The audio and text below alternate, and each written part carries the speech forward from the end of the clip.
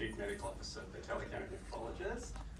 So today we're going to be talking about a GEM HIC model, so a geriatric care model, a hospital in the home model that Telecare has done in partnership with Mackay Hospital and Health Service. And before I begin, I'd like to acknowledge the traditional owners of the land and its on which we meet, and its leaders past and present. Apologies for those who have already heard Ray talk about this, but I know there are some new people in the room. So very briefly, Telecare is probably Australia's largest specialist telehealth provider, private provider. We have over 300 specialists, over 30 different specialties, and we deliver about 3,000 consultations a month. We do have a private arm, but we also increasingly have public partnerships with hospitals such as Mackay. Remote reporting is part of what we do, as was shown by Ray and Kathy earlier today, and we also develop our own software to help us deliver these services out of necessity more than anything. We are ISO 27001 and 9001 accredited, and were selected as the only private provider to develop the national virtual care standards. We do have extensive partnerships with public hospitals, and including Mackay, and so Mackay and Telecare have a partnership where we provide specialists to service 13 different specialties now, and we're on track to about 10,000 consultations this year in partnership with Mackay, all via remotely via virtual care. So what's the problem? What's the issue here? There aren't that many geriatricians in Australia in general. There's about 1,000 geriatricians nationally, and unfortunately Queensland does seem to struggle particularly with specialists, and there's only about 150 specialists, geriatricians in Queensland. And to add further insult to injury, a lot of these specialists actually work in metropolitan areas, so only about 10% would work outside of these metropolitan areas. So if you do the maths, you'll quickly figure out that there aren't that many geriatricians servicing Queensland outside of the metropolitan centres. And in fact, Mackay Hospital and Health Service don't have a geriatrician that works a significant amount in the public system. So it's really, I guess, almost impossible for a patient in that entire health service catchment to see a geriatrician in the public system, which is, it just gives you an idea about the difficulties accessing specialist care. In addition, I think we're all familiar with the difficulties with bed constraints. Hospitals everywhere, including Victoria and Queensland, are overwhelmed with patients, and Queensland public hospitals have very high occupancy levels, often over 100%. And a large part of this problem, I think, is due to long stay patients, which we struggle to discharge. So the solution that we co-designed with Mackay was to embed a virtual remote geriatrician that was supplied by Telecare into their GEM HIC program, where they were unable to sort of source a local geriatrician. And so what this involved was virtual home admissions from earlier this year under the senior medical doctor bed card, and there was allied health support, facilitated video consultations, home visits by these allied health and nursing staff, and also included in the program was cognitive screening and diagnostic imaging. Okay, I will hand over to Kathy to talk about a little bit more about the model of care.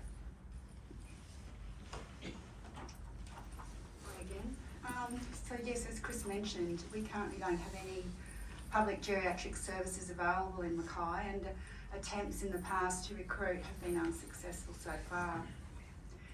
This situation leads to delays in assessments and definitive diagnosis for our older patients, which only worsens existing bed shortages. It's important to remember that these delays have a significant impact on our patients and their families, who are understandably eager for answers and a clear path forward. We had already seen success with our existing hospital in the home model, So when a new funding opportunity to develop a HIC program specifically tailored for frail older individuals was presented, we jumped at the chance. This model incorporates the expertise of geriatricians and rehabilitation specialists. Without the geriatric evaluation and management and rehabilitation components of HIC, these patients would otherwise be admitted to a traditional hospital bed and for the entirety of their care, which we all know isn't ideal. So patients can be referred from surgical, ortho, stroke and rehab, general medicine, geriatric evaluation and management, and from our emergency department. And under the GEMA HIC model, it is a requirement under the funding to have rehabilitation and geriatric specialists as part of the care team. So the Mackay Telecare partnership that was already providing geriatric inpatient reviews, so it was decided to extend the arrangement to a HIC service, and that allowed us to develop a virtual geriatric service model in lieu of on-site access. The HIC team clinicians, they prioritise the geri reviews into designated time slots.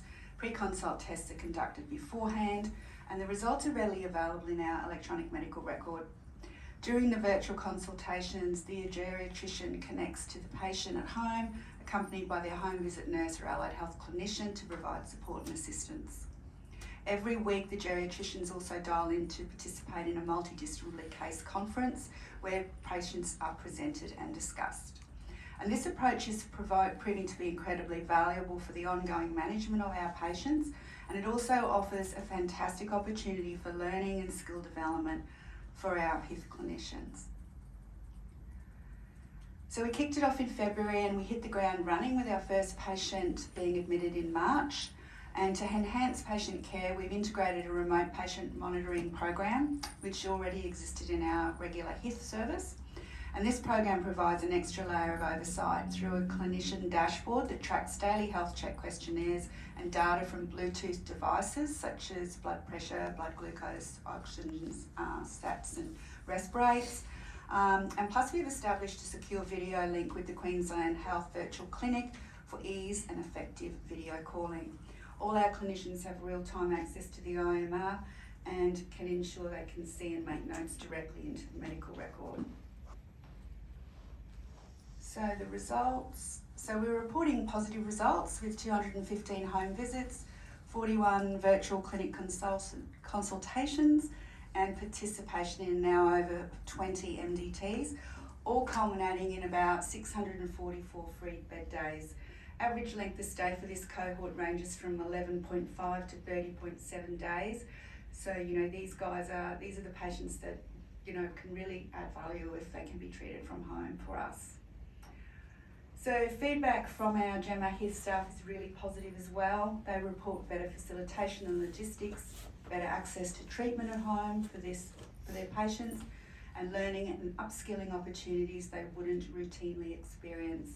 It seems pretty clear that without this bed alternative, these patients would be highly likely to remain in a traditional hospital bed for extended lengths of time. This model of care is supporting us to treat patients in our homes safely and effectively and better manage our patient flow and bed capacity. So now it's my pleasure to hand over to Dr. Preeti Nair, and she's one of our wonderful geriatricians. Thank you. Thank you. Thank you, Kathy. Thank you, everyone. So in addition to being a geriatrician and rheumatologist, I also did certification in telemedicine from Johns Hopkins, and it's an absolute pleasure to be speaking to all of you today. I know it's fantastic how digital health has enabled so many patients across our entire nation to access healthcare. But I also wanted to give you a bit of a physician perspective before I go into the case that I'm speaking about today. And it was because during the pandemic, I welcomed my twins into this world, and I had to take an extended break from work because of border closures and things, and I was actually struggling to find work, which is kind of stark contrast to how short the supply is. But there was work, but it was about how I could work versus the work that was available. And I guess it was very, very fortuitous that my hashtag open to work on LinkedIn was picked up by Telecare, and they reached out to me, and I said, my family circumstances, etc. I can't work from Australia, etc., etc. And so, anyway, long story short, they were able to find a way that I could work from home. And so whether it was from my home in southeast Melbourne and later overseas for short periods of time owing to family circumstances, I was still able to work and still able to look after patients, which I cannot emphasize enough how important it was in my own personal journey. So moving on to some of the fantastic work that's getting done through telecare. This is just an example of, you know, all those numbers, how it actually turns into a collection of stories. This particular patient is a typical geriatrician seen patient, an 80-year-old lady. Well, not quite typical actually. She was a very, very healthy and active 80-year-old who had a fall whilst walking with her group, the Walking Women of Mackay. And we love that, you know, she's out there, she's living her life, healthy aging and all that. But unfortunately, she tripped and had a fall. She fell onto her outstretched arms, and in the immediate aftermath could not move her left arm. So an ambulance was called to the scene. She was rushed to the emergency department at Mackay, and she had her medical assessment and imaging. This confirmed that she had a few fractures in that left arm, and needed to be seen by the orthopedic team on site, who recommended she needed to have a plaster cast, and she needed to be in a collar and cuff for many weeks. This is a lady who was living at home with her daughter, and they were obviously in a panic state and wanted the patient to be admitted to hospital because they had no idea how she was going to manage in the weeks ahead with one arm in a sling. This is where the advent of newer models of care really come into play. And the HIC team comprises of the full spectrum of a multidisciplinary team. So we have the doctor, we have the physios, we have the OTs, the nurses, the social worker, the dietitians, the speech therapists. So this particular patient was flagged by the ED staff to the HIC team, and they saw her on day one of her hospital admission, and she had a assessment whilst in the short stay unit. She was seen by a nurse, physio and OT in addition to the medical doctor team. And she was clearly below her baseline level of function and mobility and was deemed as a suitable admission to the HIC team. So by accepting her care, we were able to get this patient home by the early hours of day 2. And when they heard that we would be able to support Mrs. CW in all her day-to-day needs through a team that would actually come out to her home, they were over the moon.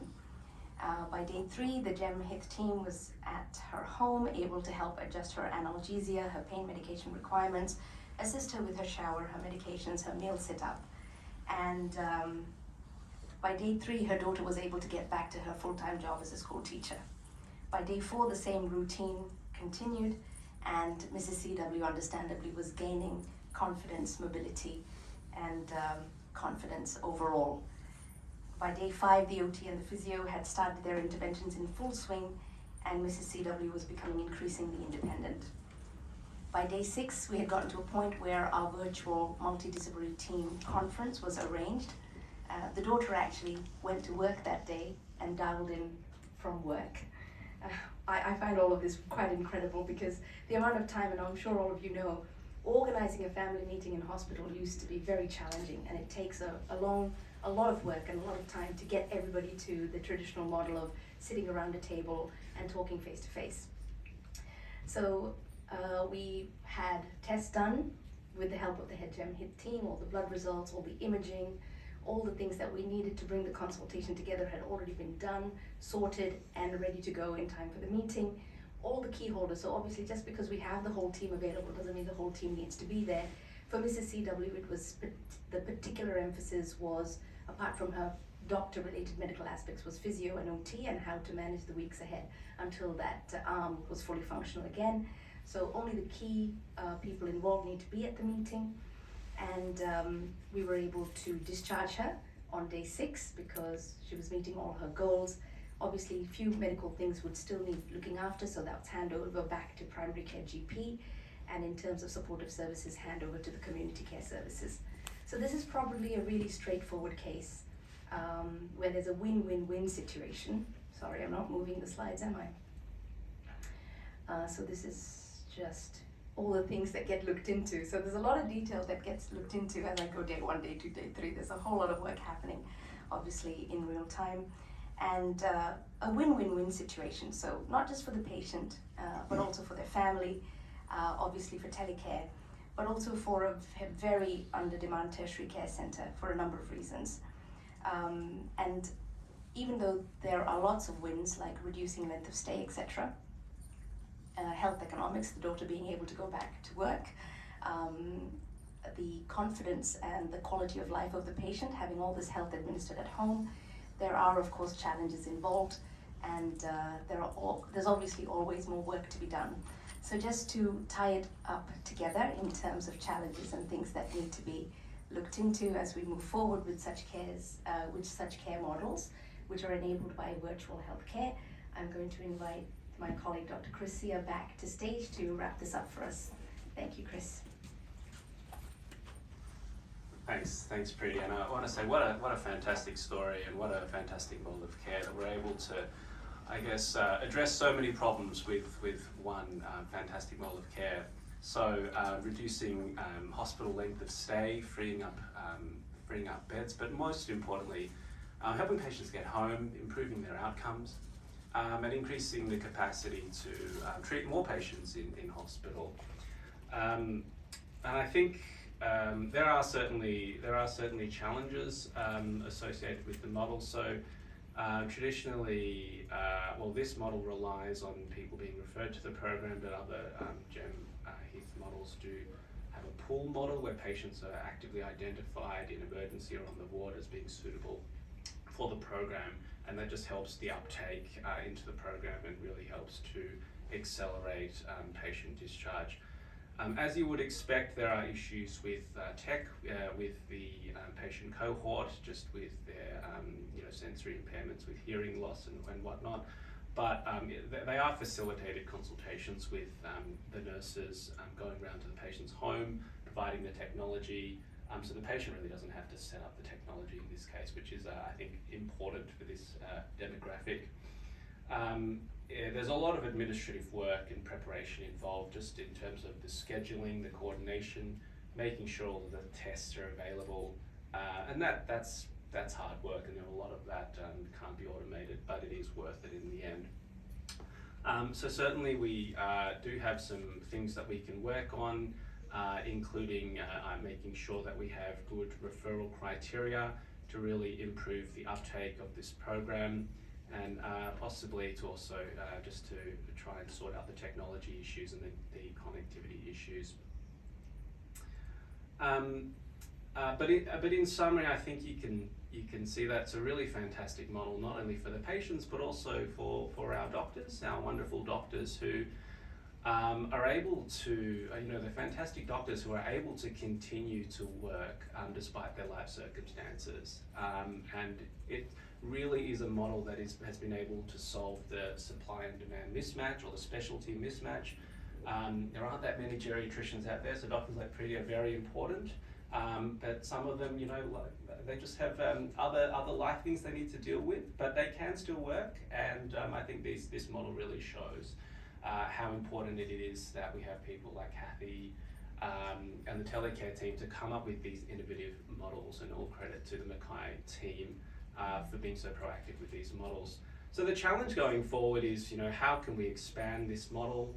How can we scale it up and increase the uptake? And are there any other sort of services or programs that could similarly benefit from a remote specialist model? And those are the things we'll have to take forward into the future, think about. Thank you.